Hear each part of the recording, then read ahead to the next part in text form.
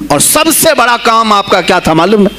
خانقاہ کے گدی نشینوں غور سے سنو، جو غوث پاک کا نام لیتے ہیں، سرکار غوث پاک رضی اللہ تعالیٰ عنہ کی اس صفت کو میں بیان کروں تو یہ بغلیں جھانکیں گے ابھی۔ غوث پاک نے سب سے بڑا کردار کیا کیا جانتے ہیں آپ؟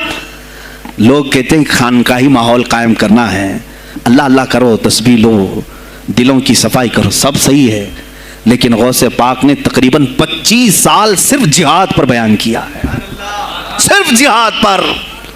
کہا کہ اے گروہ مسلمین، تم پر اللہ نے ذلت مسلط کر دی ہے اس لیے کہ تم نے کوششیں ترک کر دی ہیں، حکومتوں کو صحیح کرنے کے لیے آپ نے باغ ڈور سنبھال لی تھی۔ غوث پاک جب بیان کرتے ممبر سے تو وقت کا جو تخت تھا وہ بھی ہلنے لگ جاتا تھا۔ خلیفہ مستنجد باللہ اس زمانے کا خلیفہ ہے اور تنگ آ گیا غوث پاک کے پاس۔ جب وہ بیان کرتے اور ان کی عیاشیاں کھول کھول کر کے ذکر کرتے تو لوگوں میں اب احساس جاگنے لگا، کوئی تو اللہ والا آیا ہے جو نظام خداوندی قائم کرنے کی بات کر رہا ہے، نظام مصطفیٰ قائم کرنے کی بات کر رہا ہے۔ بغداد کی یہ حالات جب ہونے لگے میرے عزیزو، سلطان الاولیاء غوث پاک کی ہی شہ پر جانتے ہیں صلاح الدین ایوبی جیسا ایک مرد مجاہد پیدا ہوا ہے۔ یہ آپ کی تحریک تھی، غوث پاک کی تحریک تھی کہ جب بازنطینی عیسائیوں سے آپ نے اپنی پوری امت کو آگاہ کیا کہ تم سو رہے ہو، تم اپنی عیاشیوں میں ہو، تم اپنے نشے میں ہو، تمہارا دشمن تاک میں لگا ہے، گھات لگا کر کے بیٹھا ہے۔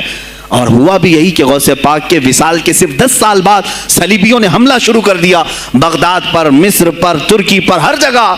اور یہی حملے کی وجہ تھی صلاح الدین ایوبی جیسا مرد مجاہد کھڑا ہوا اور پھر انہوں نے پورے بیت المقدس کو فتح کر کے اپنے سر ایک صحرا باندھا۔ آج تک امت اس کے احسان کو یاد کرتی ہے۔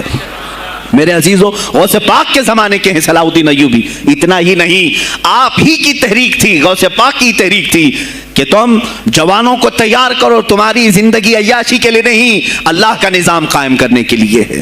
تم اللہ کا نظام قائم کرنے کے لیے آئے ہو دنیا میں، کیونکہ اللہ نے تمہیں خلیفۃ اللہ کہا ہے۔ اللہ کے تم خلیفہ ہو، تم نائب ہو اللہ کے، تم یہاں پر اپنی موج مستی کے لیے نہیں آئے۔ اب اس زمین پر بات ہوگی تو صرف میرے مولا کی ہوگی، اس زمین پر بات ہوگی میرے مصطفیٰ کی ہوگی۔ یہ سیدنا عبد القادر جیلانی کا اعلان تھا۔ ہے کوئی آج پیران اعظام وہ اعلان کریں کہ آج اس زمین پر صرف ہم ناموس رسالت کی بات کریں گے؟ کون ہے؟ کیوں بیٹھے ہو؟ غوث پاک سے اگر تمہاری ادنا سی نسبت ہے تو پھر تمہیں اپنے جوانوں کو، اپنے مریدوں کو یہ سکھانا ہوگا کہ موٹے موٹے نذرانے دینے سے نہیں چلے گا، اپنی گردنیں حضور کو پیش کرنے کے لیے تیار کرو۔ تم تیار ہو جاؤ اپنا خون اور اپنی گردن بارگاہ مصطفیٰ میں دینے کے لیے۔ یہ آج تربیت دو، ورنہ پھر دشمن تمہیں کچا چبانے کے لیے تیار ہے، کچا چبانے کے لیے تیار ہے۔ عزیزان گرامی، میں غوث پاک کی تحریک آپ کو بتا دوں کون سی تحریک تھی۔ وہ صلاح الدین ایوبی جو بیت المقدس فتح کیا، یہ غوث پاک کی تحریک ہے۔ اور پھر چند سالوں کے بعد پورے عالم اسلام میں جو خلافت عثمانیہ قائم ہوئی، غازی ارطغرل جو آئے، یہ تحریک بھی غوث اعظم کی پیدا کی ہوئی تھی۔ آپ نے جوانوں کو متحرک کیا تھا اور پھر امت کا وہ شعور بیدار کیا تھا جو ان میں مردہ کر چکے تھے کچھ حکومت کے کارندے۔ میں سمجھتا ہوں اس وقت جتنے خلفاء بیٹھے ہوئے تھے خلافتوں پر، تخت پر، جو نام کے مسلمان تھے، یا اس کو ہماری زبان میں سمجھ لو سب کانگریس کے تھے، جو منافق تھے، یعنی دکھتے تھے بس، لیکن اندر سے سب نفاق ہوتا تھا، نفاق ہوتا تھا۔ ہاں میں صاف کہوں گا، بغداد میں بھی کانگریس کا خلیفہ رہا ہوگا، مصر میں بھی اور ترکی میں بھی اور نیشاپور میں بھی، اس لیے کہ مسلمانوں کے خون چوس کر کے تخت پر بیٹھ تو جاتے لیکن پوری زندگی گزر جاتی، میرے مصطفیٰ کا نام تک نہیں لیتے تھے، ان کو بٹھاتے تھے مسلمان۔ آج آپ بھی تو یہی کر رہے ہیں، یہی کر رہے ہیں۔ ہم اپنا اپنا سمجھ کر کے جن کو اوپر تک بٹھاتے ہیں، پوری زندگی چھان مار کر کے دیکھ لو، کبھی یہ نظام قرآن کی کبھی بات کیا ہے؟ کبھی میرے مصطفیٰ پر آنے والی آنچ کے لیے کھڑا ہوا ہے؟ کوئی نہیں کھڑا ہونے والا ہے۔ ان کے سفید کرتے اور ان کے سفید پاجامے سب کفن بن کر رہ جائیں گے اور کچھ بھی نہیں ہوگا۔ عزیزان گرامی وقار، آپ کو سرکار بغداد رضی اللہ تعالیٰ عنہ کی تحریک میں بتاؤں، ترکی سے نکلنے والی خلافت عثمانیہ یہ غوث اعظم کی پیدا کی ہوئی تحریک تھی۔ اتنا ہی نہیں، آپ کے آخری زمانے میں سرکار خواجہ غریب نواز معین الدین چشتی رضی اللہ تعالیٰ عنہ کی ملاقات بغداد میں ہوئی. معین الدین اجمیری رضی اللہ تعالیٰ عنہ کی ملاقات ہوئی. تاریخ دان نے لکھا, آج میں نے پہلی مرتبہ اس کو پڑھا اور آپ کے سامنے پہلی بار بتا رہا ہوں, سرکار بغداد اور حضرت خواجہ غریب نواز کی ملاقات کے بارے میں بہت سارے باتیں چلتی ہیں کتابوں میں بھی, میں نے اپنے مرشد سے بھی پوچھا تھا. بہرحال ایک تاریخی ایک کتاب سے مجھے آج یہ بات ملی کہ سلطان الاولیاء غوث پاک نے حضرت خواجہ غریب نواز کو کیا وصیت کی تھی, کیا کہہ کر کے بھیجا تھا. ان کے پاس غوث پاک نے, غریب نواز نے بہت ساری انعامات, اوراد, وظائف, طرق, اجازات سب حاصل کیے, لیکن ہندوستان جب آئے کیا کیا انہوں نے, یہ بھی بتایا گیا کہ غوث پاک کی تحریک تھی. کیا سلطان الہند سرکار غریب نواز نے شہاب الدین غوری کو بلا کر کے ہندوستان میں پرچم اسلام لہرانے کا حکم دیا تھا. یہ تحریک بھی سرکار غریب نواز نے لائی تھی بغداد کے ولی کامل سے. تم کیا سمجھتے ہو یہ اولیاء خالی مسلح لے کر کے گھومتے تھے؟ یا اولیاء اکرام صرف گدی نشین تھے؟ نہیں میرے عزیزو, یہ حکومت وقت کو آنکھ میں آنکھیں ڈال کر بات کرتے تھے اور پھر نظام مصطفیٰ کی بات للکار کر کے کرتے تھے. آج کے زمانے میں کچھ لوگوں نے اولیاء کو ایسا پیش کیا ہے جیسے وہ درویش بس جنگل میں رہتے تھے اور کچھ نہیں. نہیں میرے عزیزو, وہ اللہ کے شیر تھے, اللہ کے شیر تھے. اسی لیے تو اقبال نے کہا ہے اللہ کے شیروں کو آتی نہیں روبائی. وہ کبھی لومڑی پن کا انہوں نے اپنے آپ میں اظہار ہی نہیں کیا کہ نہیں یہ بھی چلے گا وہ بھی چلے گا, کبھی نہیں. وہ گرجتے تھے اپنے تخت پر, اپنی خانقاہوں پر. دیکھیں خلیفہ مستنجد باللہ, ابو المظفر اس کو کہتے ہیں, بغداد کا وہ خلیفہ, عباسی خلیفہ, بڑا طاقتور, اور اسی کے زمانے میں غوث پاک ہیں. ایک فارس سے آنے والے اجمی عبد القادر, شیخ عبد القادر, جب بغداد کی جامع مسجد میں بیان کر رہے ہوں, در و دیوار ہل رہے ہیں. وہ اپنے خلافت کے دربار میں بیٹھا ہے خلیفہ, اچانک بہت زور کی آواز آئی, پورے محل میں گونج گئی. پوچھا یہ آواز کیسی بغداد میں؟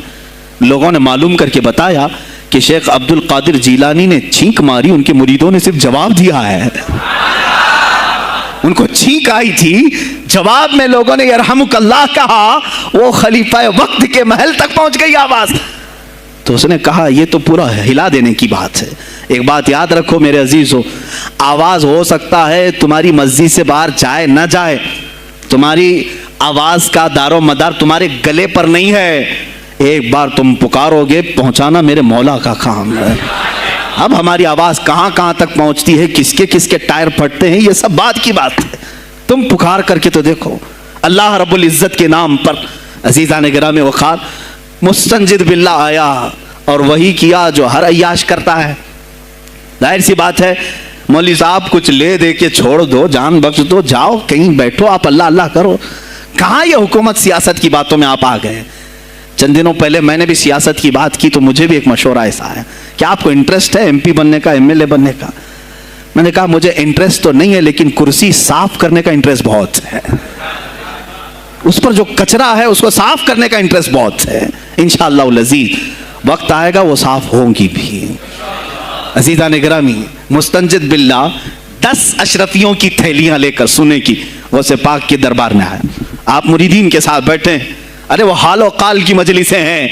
مستنجد باللہ آیا, غوث پاک کی بارگاہ میں کہا کہ یہ حضور آپ قبول کر لیں, نذرانہ ہے. آپ نے کہا تو رکھ لے اپنا نذرانہ, تو اپنے پاس رکھ لے. کہا کہ ہدیہ قبول کرنا سنت ہے, آپ سنت کے خلاف کرتے ہیں. غوث پاک نے کہا اللہ ایک تھیلی لیا اور اپنے بغل میں دبا کر کے اس کو نچوڑنا شروع کیا تو اس سے خون ٹپکنا لگا. خون اتنا ٹپکنے لگا تو حاضرین مجلس دم بخود رہ گئے. خلیفہ مستنجد باللہ بھی دیکھ رہا تھا. غوث پاک نے فرمایا ابھی تو یہ ایک تھیلی ہے, میں 10 کو نچوڑوں گا تو یہ خون تیرے دربار تک پہنچ جائے گا, تیرے دربار تک پہنچ جائے گا. تو مجھے وہ اشرفیاں دینے آیا ہے جو تو نے غریبوں کے مال کو چوس کر کے حاصل کیا, تو مجھے خریدنے کے لیے آیا ہے. اگر مجھے تیرے خاندان کی حرمت کا خیال نہ ہوتا تو میں آج پورے بغداد کی نالیوں میں اسی کا خون بہاتا. خلیفہ مستنجد باللہ بے ہوش ہو گیا اور اس کے بعد جب ہوش آیا اس نے توبہ کیا اور آپ کے ہاتھ پر بیعت بھی کیا. اب اس کے بعد وہ خلیفہ ایسا پاک ہوا, نظر غوث جو پڑھی. اب اس کے بعد دربار خلافت کے حالات کیا ہو گئے سنیں یار, میں آج سیاست پر بات کر رہا ہوں. اب خلیفہ مستنجد باللہ کا دل جب صاف ہوا، 8 دن کے بعد وہ حاضر آیا، کہا سلطان الاولیاء اے شیخ عبد القادر جیلانی، آپ حکم فرمائیں کہاں کس طرح کا گورنر رکھنا چاہیے، گورنر کس طرح کا ہونا چاہیے؟ آپ نے غوث پاک نے اپنے خلفاء کو حکم دیا کہ لسٹ بنائی جائے، اسلامی سلطنت میں گورنر کون ہوگا؟ لسٹ بنی، کہا وہ ہوگا جس کی تہجد قضا نہیں ہوتی، وہ گورنری پر آئے گا جو سنت رسول کو ہلکا نہیں سمجھتا ہوگا، وہ گورنری پر آئے گا جس کی نمازیں کوئی قضا باقی نہ رہی ہوں، اس لیے کہ جو اللہ کا قرضہ باقی رکھے گا وہ لوگوں کا بھی مال کھا جائے گا۔ آپ نے لکھایا نام، خلیفہ مستنجد باللہ نے آپ کے اشارے پر گورنر پورے تبدیل کر دیے، ہر جگہ پر ایسے لوگوں کو رکھا جو سرکار غوث پاک کے یا تو مرید تھے یا خلیفہ تھے یا شاگرد تھے، اور ان کے دلوں میں اللہ کا خوف تھا، اور وہ پورے بغداد اور آس پاس کی سلطنتوں کو سنبھالے ہوئے تھے۔ ایک وقت ایسا آیا کہ وہی چند سال پہلے جو بغداد نشے میں ڈوبا ہوا تھا، 10 سالوں کے بعد لوگ کہنے لگے کہ آج بغداد ایسا لگ رہا ہے جیسے عمر بن خطاب کا زمانہ آ گیا ہو، عمر بن خطاب کا زمانہ آیا ہو۔ تم نے تو غوث پاک کی 11ویں کھائی ہے نا، اصلاح حکومت ان سے نہیں سیکھا، وہ آئے تھے نظام تبدیل کرنے کے لیے۔ آج میں علماء سے بھی یہی کہوں گا، تم حق بات تو پہنچاؤ قوم تک۔ آج حالات ایسے ہیں میرے عزیزوں، ڈر اور خوف ان کے سینوں پر طاری ہوا۔ کس بات سے ڈرتے ہو؟ کیا تم نے اللہ کی ذات پر ایمان نہیں لائے؟ یہ نہیں کہتے ہو موت و حیات اللہ کے ہاتھ ہے، رزق اللہ کے ہاتھ ہے، پھر ڈرتے حکومت وقت سے کیوں؟ مجھے ابھی چند دنوں پہلے ایک میسج یہ بھی آیا تھا کہ حضرت آپ تو پاکستان کے علامہ خادم حسین کی تعزیت پر بیان کر رہے ہو، آپ دیکھ نہیں رہے یہاں کا ماحول کیسا ہے؟ عزیزان گرامی، اس دن مجھے افسوس اس بات پر ہوا، سوال پر، ہائے افسوس، اس قدر تمہارے ضمیر مردہ ہو گئے، اس قدر تم بزدل ہو گئے، لاکھوں لوگوں کے دلوں میں شمع عشق مصطفیٰ جگانے والے پر تمہاری زبان بند ہے، تمہاری زبان بند ہے۔ میں نے صرف ایک جملہ کہا، کوئی فرق نہیں پڑتا، میں اس ملک میں رہ رہا ہوں جہاں کا پرائم منسٹر ایک سور خبیث فرانس کے صدر کے لیے ٹویٹ کر سکتا ہے، تو میں پڑوسی ملک کی کسی عاشق رسول کی تعزیت کیوں نہیں کر سکتا؟ کیوں نہیں تعزیت کر سکتا؟ اگر ہندوستان کی تخت پر بیٹھنے والے کو فرانس کے صدر سے کوئی دلی عشق ہے، محبت ہے، تم اس کی معشوقہ ہو یا محبوبہ ہو، مجھے فرق نہیں پڑتا، لیکن اتنا ضرور ہے عاشق رسول مشرق میں ہو، شمال میں ہو، جنوب میں ہو، مغرب میں ہو، جب اس کی روح جائے گی تو ہماری بھی روح تڑپے گی۔ ہماری ڈور بندھی ہوئی ہے مدینۃ الرسول سے، میرے آقا صلی اللہ علیہ وسلم کی جو بات کرے گا وہ پھر کسی بھی ملک کا باشندہ ہو۔ تم کہتے ہو تعزیت کے لیے، ارے میرے عزیز، اگر میں سامنے ہوتا تو اس کے قدموں کی خاک میں اپنے امامے پر رکھتا۔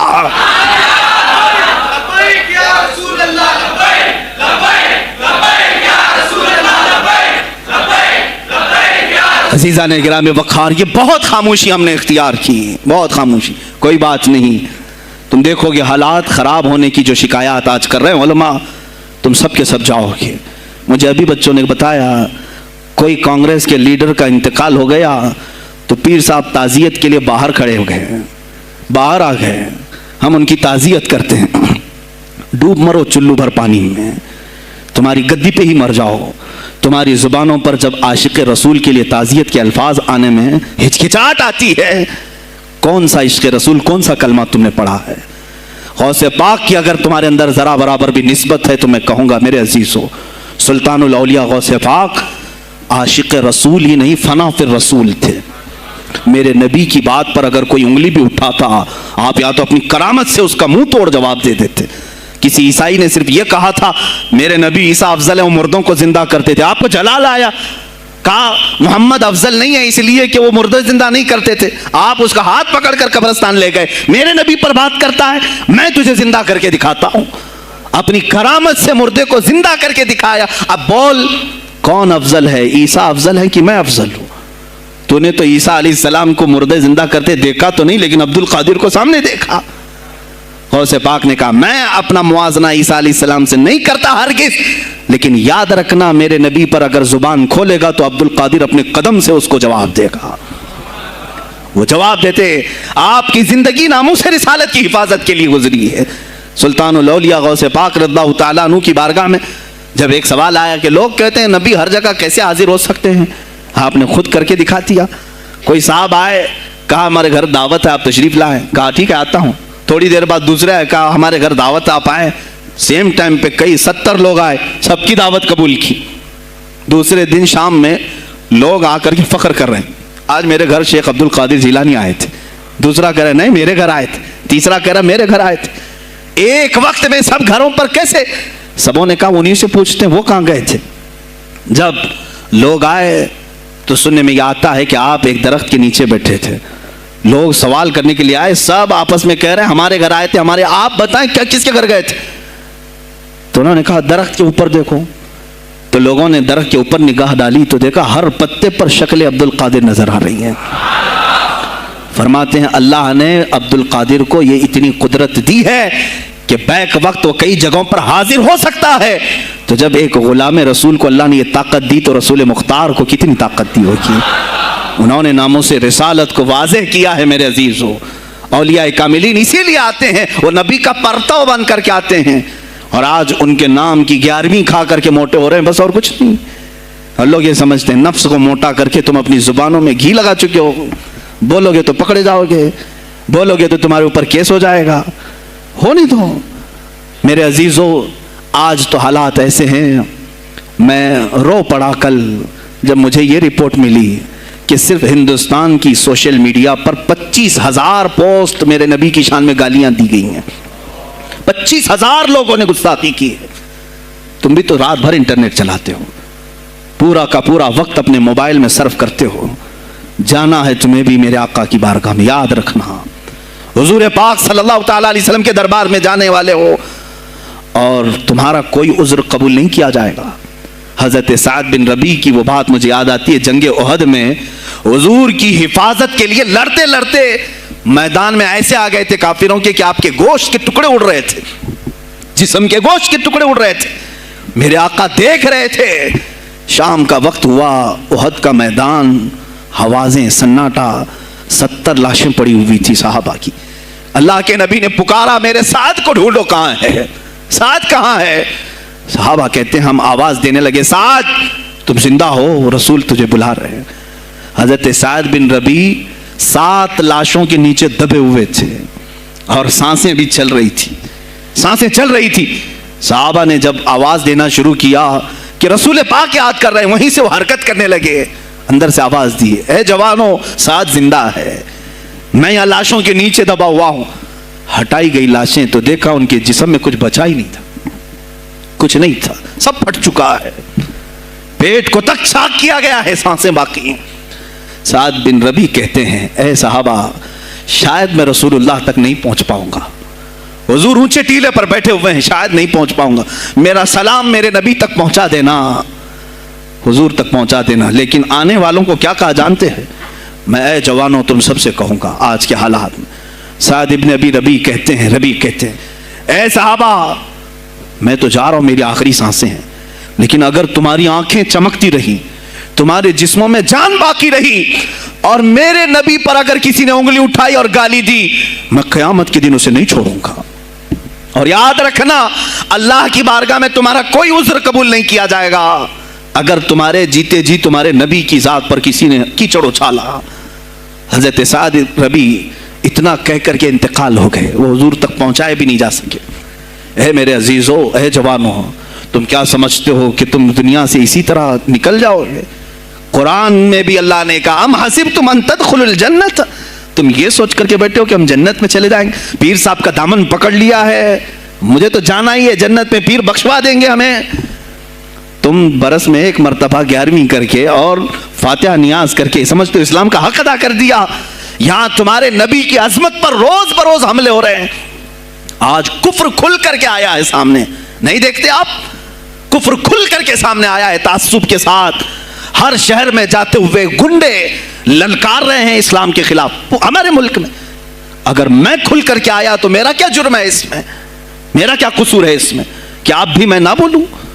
ہاں آج تمہارے پاس طاقت ہے، پاور ہے، جو کچھ بھی حسر اور رسوخ ہے اس سے زیادہ کیا کرو گے کہ تم مجھے جیل میں بند کر دو گے؟ میں کل کی تفسیر میں بھی یہی کہا، ایک مولانا صاحب نے کہا کیا آپ اتنا بول رہے ہیں، آپ پر ایسے ایکٹ لگائے جائیں گے کہ زندگی بھر آپ کی ضمانت ہی نہیں ہوگی، آپ پر ایسے قانون لگائے جائیں گے کہ آپ کی زندگی بھر ضمانت ہی نہیں ہوگی۔ میرا دل یہ کہتا ہے اے لوگو، اس طرح جی کر فائدہ بھی کیا؟ ایسی آزادی کس کام کی جس میں روز اٹھتے ساتھ میرے نبی کی شان میں گستاخیاں ہم سن رہے ہوں اور حضور کو کوسا جا رہا ہو، ہم کھاتے پیتے گھوم رہے ہوں؟ اس سے بہتر ہے کہ جیل کی کوٹری میں ہم زندگی گزار لیں، کل بارگاہ مصطفیٰ میں اٹھنے والا چہرہ تو رہے ہمارے پاس۔ اگر اللہ کے نبی صلی اللہ تعالیٰ علیہ وسلم نے سوال کر لیا پکڑ کر کے کہ تیرے زندگی میں، تیری جوانی میں مجھ پر تو لوگ رنگیلا رسول کہہ رہے تھے، تو کیا کہہ رہا تھا؟ تو کیا کہہ رہا تھا اس زمانے؟ تم کیا کہو گے؟ اے اللہ کے نبی، میں مزدور تھا، میں کچھ نہیں کر سکتا تھا، میں غریب تھا، کام کاج کرتا تھا، میں کچھ نہیں کر سکتا تھا۔ یاد رکھو اس وقت میرے آقا تمہارے سامنے بلال حبشی کو لا کر کھڑا کر دیں گے۔ یہ کیا تھا بلال؟ یہ تو غلام تھا، اس کی پیٹھ پر سل رکھ کر کے پیٹھ گلا دی جاتی، تب بھی اپنی زبان پر میرا نام لینا نہیں چھوڑتا تھا۔ تم کون سی مزدوری کی شکایت لے جاؤ گے؟ بہانہ کرو گے اللہ کی بارگاہ میں، رسول کی بارگاہ میں بہانہ کرو گے؟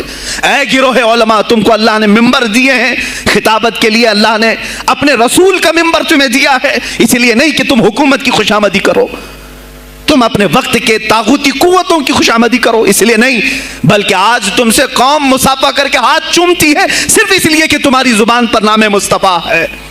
آج علماء کی جو عزت ہے صرف اس لیے، تمہاری پگڑیاں، تمہارے جبے دیکھ کر کے قوم عزت نہیں کرتی، صرف اس لیے ان کے دلوں میں تم مچلتے ہو کہ تم مصطفیٰ کریم کی باتیں کرتے ہو۔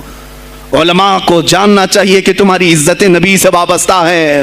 آبرو ماذا نام مصطفیٰ است، ہماری آبرو، اقبال نے کہا تھا، ہماری آبرو نام مصطفیٰ سے وابستہ ہے۔ اگر اسی نام کو کسی نے چھیڑا تو پھر ہمارا جی کر مطلب کیا ہے؟ ہم کس کام کے؟ میں ایک مثال سے سمجھاتا ہوں۔ مسجد ہے، دیوار کے پینٹ کو اگر کسی نے کھرچ لیا تو ہو سکتا ہے معاف کر دیں، ہم اس کو چھوڑ دیں۔ کسی نے لکیر نکال دی دیوار پر، ہم چھوڑ دیں اس کو، لیکن میاں وہ ہمارے سامنے آ کر پلر ہلانے لگ گیا اور مسجد کا یہ پلر توڑنے لگ گیا، خاموش بیٹھو گے؟ اور اگر تم خاموش بیٹھے تو اس کا انجام کیا ہوگا؟ اس نے پلر ہلایا تو صرف پلر نہیں ٹوٹے گا، یہ چھت پورا سب کے اوپر گرے گا۔ آج ظالم کفار پورے تمہاری جڑ کو ہلا رہے ہیں، میرے نبی کی ذات کو، سیدھے مصطفیٰ کریم کی ذات کو ہلا رہے ہیں۔ اللہ کے حبیب صلی اللہ تعالیٰ علیہ وسلم کی ناموس کو ہلکے میں مت لینا میرے عزیزو، لاکھوں جانیں جاتی ہیں، جائیں اس نام پر، حضور اکرم صلی اللہ تعالیٰ علیہ وسلم کی ذات کو ہلکے میں مت لینا۔ اور اگر انہوں نے ہلانا شروع کیا ہے اگر حضور کی ذات پر، حیرت ہو رہی، 25,000 پوسٹ تم میں سے کس نے کمپلینٹ کی ہے؟ سائبر کرائم کو کمپلینٹ کر سکتے تھے، ہمارے جذبات کو ٹھیس پہنچا ہے۔ ہم آزاد ملک میں رہ رہے ہیں، میرے نبی سے چھیڑ چھاڑ کیوں ہو رہی ہے؟ کسی نے آواز اٹھائی؟ کچھ ہیں اللہ ماشاءاللہ، کچھ علماء، کچھ وکلا اس کے پیچھے لگے ہوئے ہیں، لیکن میرے عزیزو ہر مسلمان کا یہ ہے تمہاری نسبت رسول پاک سے ہے۔ اب انہوں نے ہلانا شروع کیا تو انتظار کرو، جس دن یہ چھت گرے گی عذاب بن کر سب پیچھے جائیں گے، سب اس میں گرفتار ہوں گے انشاءاللہ العزیز۔ ہم مہم چھیڑیں گے اس بات کی، اگر آج تم کثرت میں ہو تو اس کا کیا مطلب جو چاہے تم کر لو گے؟ ہم اتنے گئے گزرے تو نہیں ہیں کہ ہمارے نبی کے اوپر بھی تم چلے جاؤ۔ ہاں ہمیں رون دیا، ہمیں مار دیا، ہمیں قتل کر دیا، سب برداشت کر لیا، لیکن اب اس سے آگے نہیں برداشت کریں گے انشاءاللہ العزیز۔ میں آواز دیتا ہوں اسی منبر سے، اے گروہ علماء، اے جماعت صوفیہ، اے خانقاہ کے گدی نشینوں، باہر آؤ حکومت وقت سے ایک مطالبہ یہ کرو، اے حکومت وقت کے تخت پر بیٹھنے والوں، ہمارے ہند میں پارلیمنٹ میں بھی ایسا قانون پاس کرو کہ کوئی میرے نبی کی ذات پر بھونکے تو اسے موت کی سزا ہو جائے۔ ہم یہ چاہتے ہیں۔ اگر اس قانون کو تمہیں لانے میں کچھ زندگیوں کی ضرورت ہے تو یہ فقیر حاضر ہے اور میرے ساتھ بھی کچھ تمہارے لیے حاضر ہوئیں گے، لے لو ہماری جانیں اور ایک قانون ایسا بنا دو تاکہ قیامت تک پھر یہاں پر کوئی نہ بھونکے میرے نبی کی ذات پر۔ تم قانون صرف میرے نبی کے لیے نہیں، تم اپنے دیوی دیوتاؤں کے لیے بناؤ، شانتی سے رہو۔ ہم نے کبھی تمہارے خلاف بھونکا نہیں ہے، ہم نے کبھی دیوی دیوتاؤں کو چھیڑا نہیں ہے، اس لیے کہ اسلام اس کی اجازت نہیں دیتا، ہم گالی نہیں دیتے، ہم اسلام کی حقانیت سے بیان کرتے ہیں۔ لیکن خاموش رہنے کی یہ سزا ہمیں دی جا رہی ہے کہ ہمیں گالیاں دیتے دیتے یہ اب ہمارے نبی تک پہنچ گئے، ہماری ماں عائشہ صدیقہ تک پہنچ گئے، اور ہمارے تمام اکابرین اسلاف تک پہنچ گئے، اور 25 کروڑ کی تعداد میں خاموشی یہ اچھی نہیں ہے میرے عزیزوں، اچھی نہیں ہے۔ آج افسوس اسی بات کا ہے جن کو اللہ تعالیٰ نے اپنے نبی کی نیابت عطا کی ہے، وہ نائب رسول ہیں یا کسی خانقاہ کے گدے نشین ہیں۔ تم یہ مت سمجھ لینا کہ تمہارے آبا و اجداد کمال کے تھے، بزرگان دین تھے، تم چھوٹے جاؤ گے۔ نہیں، سوال تو ہوگا، تمہیں سوال ہوگا، مجھ سے بھی ہوگا، میں یہ نہیں کہہ رہا ہوں کہ میں کوئی الگ ہوں، سوال ہوگا۔ آؤ سر جوڑ کر کے ہم اس سلسلے میں کوشش کریں۔ غوث پاک رضی اللہ تعالیٰ عنہ کا یہی میسج تھا۔ ہندوستان میں شہاب الدین غوری نے جو پرچم اسلام لہرایا، وہ آج تک اس کی دین ہے کہ مسلمان زندہ ہیں، مسلمان باقی ہیں۔ پوری دنیا میں نظام کو صحیح کرنے کے لیے آواز اٹھانا یہ بھی اولیاء کاملین کی بات ہے، ان کی صفات ہیں۔ صرف اپنی خانقاہ میں اللہ اللہ اور ذکر کرانا ہی ان کا کام نہیں تھا، وہ دلوں کو تو دھلتے ہی تھے، لیکن جو نظام سنبھال رہا ہوتا اس کی باغ ڈور کو بھی دھلتے تھے، اس کی بھی صفائی کرتے تھے۔ تو اللہ کا ڈر رکھنے والا کرسیوں پر آئے، جو کسی کا خون چوسنے والا نہ آئے۔ عزیزان گرامی وقار، اپنے سیاسی شعور کو بھی بیدار کرو، سیاست کو سمجھو، تم کب تک استعمال ہوتے رہو گے؟ اب اس میں علماء کو بھی آنا چاہیے کہ ان کے سیاسی شعور کو بیدار کرے۔ تمہارے ساتھ آج جو کھیل کھیلا جا رہا ہے، تم ہر ایک کی جے وجے کرتے ہوئے ہر پارٹی کے پیچھے جاتے ہو، تم نے آج تک اپنا قائد نہیں ڈھونڈا، اپنا قائد نہیں ڈھونڈا۔ اور ان کو دیکھو، وہ کہتے ہیں کہ اگر پیٹرول 200 لیٹر بھی ہو جائے تو ہمارے قائد تو یہی ہیں، اس لیے کہ ہمارا ہم مذہب ہے، وہ ہمارے مذہب کی بات کرتا ہے۔ تمہارا کون ہے میرے عزیز؟ تم کسی پر متفق نہیں ہوتے، اور جو تمہارے لیڈر ہیں وہ کسی اور کے پلو میں چھپے ہوئے ہیں، ہاں کسی اور کی گود میں بیٹھے ہوئے ہیں۔ جا جا کر کے یہ سارے مسلمانوں کو کسی اور کے ہاں بیچ کر کے آتے ہیں۔ یہ سیاسی شعور بیدار کرو۔ مجھے معلوم ہے میری یہ باتوں کا سب سے زیادہ ایکشن کون لے گا، مجھے معلوم ہے سب سے زیادہ کس کو کھلبلی مچے گی، وہ بھی مجھے معلوم ہے۔ اس لیے کہ میں ان سیکولر پارٹیوں کے بارے میں بول رہا ہوں جو چہرہ سیکولر بتا کر کے ہم آپ سب کے ووٹ لے کر کے چلے جاتے ہیں، اور پھر مجھے بتاؤ جن کو تم اپنا مسیحا سمجھ کر کے ان کے پیچھے جے جے کرتے گھومتے رہتے ہو، تمہارے مذہب پر آج کیا حملے نہیں ہوئے ہیں، کیا نہیں ہوئے؟ کشمیر آج تک جل رہا ہے، کہاں یہ کانگریس کیوں نہیں بات کرتی ہے جو پورے مسلمانوں کی مسیحا ہے؟ کہاں ہے وہ سماجوادی، وہ بی ایس پی، فلاں فلاں فلاں جو پارٹیاں جن میں سب مسلمان جاتے ہیں؟ کیا ان کو اتنا بھی شعور نہیں کہ وہ پارلیمنٹ میں اس کے خلاف بات کریں، کہیں کہ یہ مسلمانوں کے ساتھ ظلم ہو رہا ہے، ہم ان کے ووٹ لیتے ہیں؟ نہیں بات کریں گے، یہ صرف اور صرف تمہیں استعمال کرتے ہیں، اور انہیں معلوم بھی ہے ہم نے ان سب کو خریدا ہے، ان کے لیڈروں کے منہ میں اپنی زبان رکھی ہوئی، یہ کوئی بولے گا نہیں، انہیں معلوم ہے۔ تمہیں یہ اندازہ نہیں میرے عزیزو، آج میں بولوں تو لوگوں کو تکلیف ہوگی۔ کشمیر کے ایسے حالات ہیں، رو رہے ہیں وہاں پر۔ ایک مولانا ہیں، مسجد کے امام ہیں، انہوں نے کہا، باضابطہ حلفیہ کہا نوجوان میرے پاس نماز کے لیے آتا تھا، اس نے یہ کہا کہ حضرت کیا سوسائڈ کرنے کی اجازت ہے؟ کہا کیوں؟ کہا میرے گھر میں کچھ لوگ داخل ہوئے، میں ان کا نام ذکر نہیں کر رہا ہوں، کچھ لوگ داخل ہوئے، مجھے ہاتھ باندھ کر کے کھڑا کیا، میری ماں اور میری بہن کو ننگا کیا، میرے سامنے کپڑے اتارے اور ان کی عزت لوٹی، اور اس کے بعد مجھے ہاتھ کھول کر کے چھوڑ دیا۔ مجھے بتائیں اس کے بعد بھی جینے کا کوئی مقصد رہتا ہے؟ مجھے بتائیں اس کے بعد بھی جینے کا کوئی حاصل ہے؟ یہ سب تمہارے ساتھ بھی ہوگا۔ جہاں میجورٹی ان کی مسلمانوں کی تھی وہاں یہ ننگا ناچ کر کے دکھایا ہے، تو یہاں تو تم بہت قلت میں ہو، تمہارے ساتھ بہت کچھ ہو سکتے ہیں، اب بھی اگر خاموش رہے۔ اسی لیے میں بار بار کہتا ہوں، اٹھو وہ گھر نہ حشر نہ ہوگا پھر کبھی، دوڑو کہ زمانہ چال اپنی چل گیا۔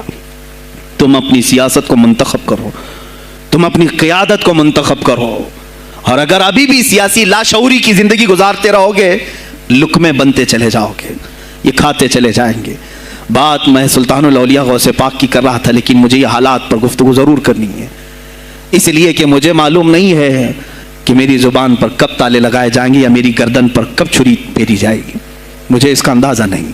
لیکن اے مسلمانوں، تم میری ذات سے الجھتے ہو تو الجھ جاؤ، مجھے اگر بلیم کرتے ہو، تانے مارتے ہو تو مار لو، چند دنوں کی بات ہے، جب تک میری سانسیں چل رہی ہیں تب تک مجھے گالیاں دو گے، لیکن جس دن میں بھی دنیا سے جاؤں گا اس دن تم ہماری باتیں یاد رکھو گے، اس دن یاد کرو گے۔ مجھے اپنے بچوں کو یہی بتانا ہے کہ اب وہ دور آیا ہے جہاں ممبروں سے بھی بولنے میں اب گھبراہٹ ہے۔ لوگ اپنے خوف کے مارے ایسے ہیں کہ اپنی روزی روٹی کے چکر میں میرے مصطفیٰ کی گالیاں سننا برداشت کر رہے ہیں۔ دیتا ہے دینے دو نا، ہمارا کیا بگڑتا ہے؟ اس پوزیشن میں تم آئے ہو آج، تمہارا امام جب اتنا بزدل ہے تو تمہارے دلوں میں کون سا ایمان باقی رہ جائے گا؟ اس لیے شعور پیدا کرو۔ اگر اولیاء کی نسبت تمہارے دل میں ذرا برابر بھی باقی ہے تو اٹھو میرے عزیزو، آپ قیامت کے دن جواب دہ ہوں گے میرے نبی صلی اللہ تعالیٰ علیہ وسلم کی عظمت پر۔ آج جو حملے ہو رہے ہیں یہ ہماری زندگی کا سب سے بڑا ایشو ہے۔ آج مطالبے کرو، مانگو تو کس چیز کو مانگو؟ بس یہ ہے کہ میری نبی کی عزت سلامت رہے، مجھے دنیا میں اور کچھ نہیں چاہیے۔ اتنا مطالبہ تو کر سکتے ہو، اتنا مطالبہ کرو، اور پھر دیکھو میرے مصطفیٰ کی طرف سے انعام کیا ملے گا، اللہ کی طرف سے انعام کیا ملے گا۔ ارے وہ مرد قلندر جو پاکستان میں ابھی شہید ہوا، کس بات کا اعلان کرتا تھا؟ کس کو پکارتا تھا؟ کس کو للکارتا تھا؟ صرف یہی تو بات کرتا تھا کہ تاجدار ختم نبوت، اور میدان میں معذوری کے ساتھ بھی آ کر کہتا تھا لبیک یا رسول اللہ، اے اللہ کے رسول میں حاضر ہوں، میں حاضر ہوں، اپنی جان لے کر آیا ہوں۔ اور تم یاد رکھنا تمہاری ٹانگیں تو سلامت ہے، کل بروز قیامت ہو سکتا ہے تمہارا سامنا اس خادم حسین سے ہو، تمہاری ٹانگیں دیکھ کر کے پوچھی جائیں گی۔ معذور ہونے کے بعد جب کوئی میدان میں میرے نبی کی عظمت پر پہرا دینے کے لیے آ سکتا ہے تو تم نے اپنی ٹانگیں کس کام کے لیے رکھی تھی؟ میرے عزیزوں، میں نے جتنی طاقت مجھے اللہ نے دی میں بول رہا ہوں، اب اس کے بعد کا محاذ تمہیں سنبھالنا ہے، آگے کی ہماری فکروں کو تمہیں لے جانا ہے۔ شاید اس زمانے میں ہم جی رہے ہیں جہاں اتنی آزادی نہیں ہوگی، چھوٹی سی بات کو آج بہت بڑا بنا کر کے اسے ختم کیا جاتا ہے، لیکن مجھے اندازہ ہے اس بات کا، ہندوستان کی آزادی میں بھی میرے اکابرین میں 30,000 علماء نے اپنی جانیں دی ہیں۔ کشمیر سے لے کر دلی تک ہر درخت پر ایک عالم کی لاش لٹکی ہوئی تھی، ان کی جانیں، ان کی قربانیاں رائے گاہ نہیں گئیں۔ 70 سال سے ہم مزے لے رہے ہیں، ان کی قربانیاں ہیں یہ۔ علامہ فضل حق خیر آبادی کو انڈمان نکوبار پوری زندگی کے لیے قید کر کے ختم کر دیا گیا، مزار بھی وہیں پر ہے آج۔ تو آج مجھے اندازہ ہے اگر میں نے اس بات کی شروعات کی ہے، ہو سکتا ہے یہ جو کچھ بھی ہمارے ساتھ کریں، لیکن مجھے میرے رب ذوالجلال کی ذات پر یقین ہے۔ میں یہی کہوں گا، اے اللہ، اگر ہمارے مقدر میں شہادت ہے تو اس سے بہتر کوئی اور موت ہے نہیں۔ اے رب ذوالجلال، اس حالت میں دنیا سے اٹھا جب تو ہم سے راضی ہو۔ اگر تو نے ہمارے لیے ایک لمحے کے لیے بھی ناراضی ہے، مولا پھر ہمیں مہلت دے دے کہ تجھے راضی کر کے جائیں، تجھے راضی کر کے جائیں۔ میرے مصطفیٰ صلی اللہ تعالیٰ علیہ وسلم کو قبر میں ہمیں دیکھنا ہے، اس لیے ہم قبر میں جا رہے ہیں، لیکن اس حال میں دنیا سے جائیں کہ ان کی عظمت پر کچھ بول تو سکیں، ان کی ناموس پہ کچھ کر تو سکیں۔ عزیزان گرامی، سلطان الاولیاء شہنشاہ بغداد رضی اللہ تعالیٰ عنہ کی ذات پر جو ان کی کرامات ہیں وہ ساری چیزیں پھر کبھی میں ذکر کروں گا۔ آج اسی پر میں اختتام کرتا ہوں، اسی پر جیو اور اسی پر مرو۔ انہیں جانا انہیں مانا، نہ رکھا غیر سے کھا، للہ الحمد میں دنیا سے مسلمان گیا۔ آج لے ان کی پناہ، آج مدد مانگ ان سے، پھر نہ مانیں گے قیامت میں اگر مان گیا۔ اس لیے کہ رسول پاک صلی اللہ تعالیٰ علیہ وسلم کے سوا کوئی اس قیامت کے میدان میں تمہارا دستگیر نہیں ہے۔ جب تک وہ تیری سفارش نہ کریں، اللہ بھی تجھ سے کلام کرنے والا نہیں ہے۔ جب امام اہل سنت نے یہاں تک کہہ دیا خلیل و نجی مسیح و صفی سبھی سے کہیں نہ بنی، یہ بے خبری کی خلق پھری کہاں سے کہاں تمہارے لیے، رسول پاک ہی کے لیے تم وہاں پر بھی اٹھائے جاؤ گے۔ میں یہی میسج دے کر کے جاؤں گا جو میرے مرشد گرامی نے آخری وقت دیا تھا، زندگی یہ نہیں کسی کے لیے، زندگی ہے نبی کی، نبی کے لیے۔ نہ سمجھ مرتے ہیں زندگی کے لیے، نہ سمجھ مرتے ہیں زندگی کے لیے، جینا مرنا ہے سب کچھ نبی کے لیے۔ بلحوث سن، سیم و زر کی بندگی اچھی نہیں۔ بلحوث کہتے ہیں ہوس کا پجاری، خواہشات کا پجاری۔ میرا مرشد یہ کہہ کر گیا ہے ہمیں، بلحوث سن، سیم و زر کی بندگی اچھی نہیں، ان کے در کی بھیک اچھی، سروری اچھی نہیں، ان کے در کی بھیک اچھی، سروری اچھی نہیں۔ اور کہتے ہیں جو پیا کو بھائے اختر وہ سہانا راگ ہے، جو پیا کو بھائے اختر وہ سہانا راگ ہے، جس سے ناخوش ہو پیا وہ راگنی اچھی نہیں، جو میرے نبی کو ناپسند آئے وہ بات ہی اچھی نہیں، جو میرے نبی کو ناپسند کام ہو وہ کام ہی اچھا نہیں، جس سے ناخوش ہو پیا وہ راگنی اچھی نہیں۔ وآخر دعوانا الحمدللہ رب العالمین۔ السلام علیکم۔